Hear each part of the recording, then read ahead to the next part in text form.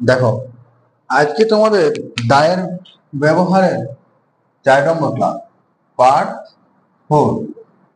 এর আগের ক্লাসগুলোতে আমরা 10টা আর 6টা, মোট 16টা দায়ের ব্যবহার শিখেছি।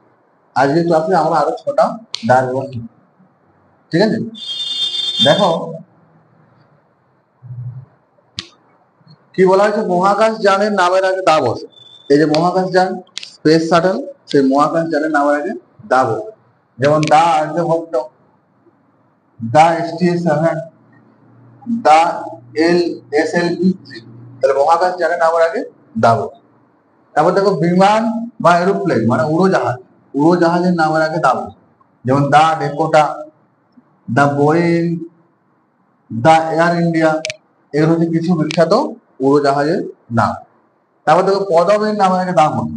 দা রয়, দা বোস। ঠিক আছে, এবং পদবীর নামের আগে দা বসে। তারপর নেক্সট দেখো সুপারলেটিভ ডিগ্রিতে অ্যাডজেক্টিভের আগে দা বসে।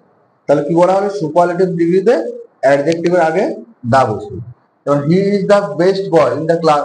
এই যে দেখো, বেস্ট হচ্ছে অ্যাডজেক্টিভ, আর এটা সুপারলেটিভ ডিগ্রিতে রয়েছে, অ্যাডজেক্টিভের আগে দা বসে। She is the tallest girl in the class. তাহলে দেখো, টলেস্ট হচ্ছে অ্যাডজেক্টিভ, তার আগে দা বসছে। ঠিক আছে, তাহলে সুপারলেটিভ ফর্ম যেমন থাকবে তার আগে দা বসে। রাজনৈতিক দলের নামের আগে দা বসে। যেমন দা বিজেপি, দা টিএমসি, দা CPIM। এগুলো হচ্ছে কিছু রাজনৈতিক দল। বিভিন্ন পুরস্কারের নামের আগে দা বসে। যেমন দা নোবেল প্রাইজ, দা ভারত রত্ন, দা অস্কার অ্যাওয়ার্ড ইত্যাদি। তো এগুলো ছিল আমাদের দায়ের ব্যবহার। আমরা 3টা ক্লাস মিলে দায়ের 3টা ব্যবহার, 22টা ব্যবহার শিখলাম। এটা দায়ের পার্ট 3। ঠিক আছে, তো পরের ক্লাসে আমরা জিরো আর্টিকেল সম্পর্কে জানবো। পরের ক্লাস দেখার জন্য চ্যানেলটা সাবস্ক্রাইব করে রাখুন।